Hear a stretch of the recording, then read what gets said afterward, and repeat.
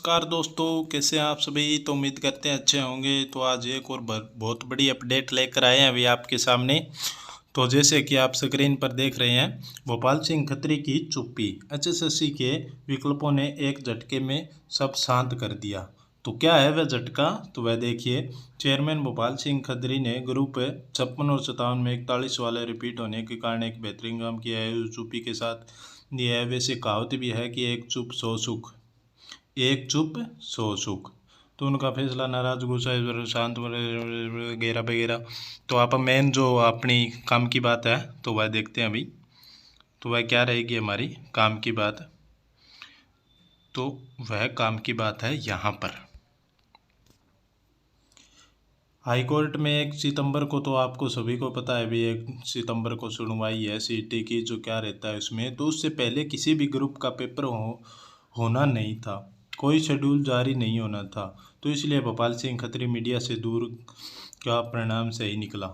दूसरा, एचएसएससी ने जिस तरह अगले ग्रुपों की प्लानिंग बनाई है, तो ग्रुप डी का सीटी करवाने के लिए तैयारी की है।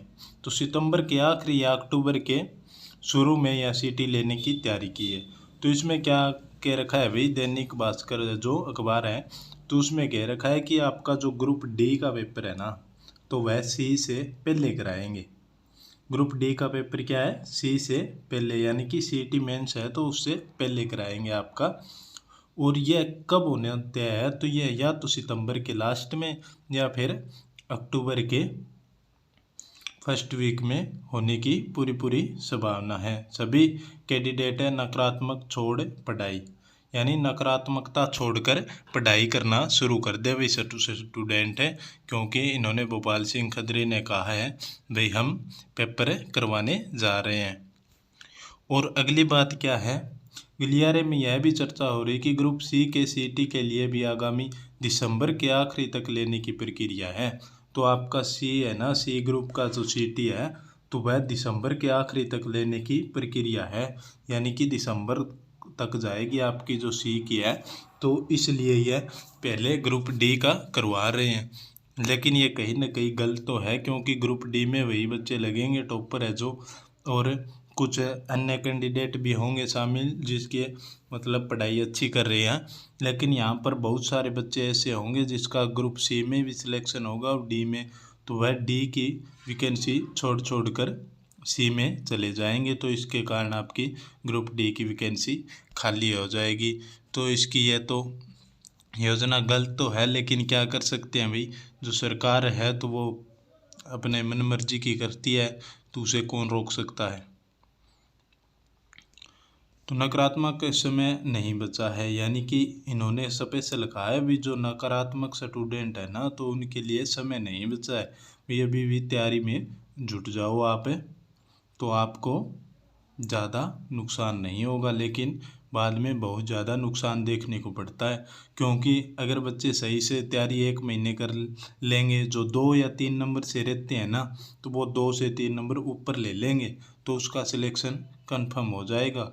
तो इसलिए आप नकारात्मकता छोड़ दें, क्योंकि पेपर अगर नहीं भी होता है ना, तो भी आपका नुकसान नहीं होगा। लेकिन अगर इन्होंने पेपर ले लिया तो सोचो भाई, अगर पेपर ले लिया तो आपका नुकसान हो जाएगा।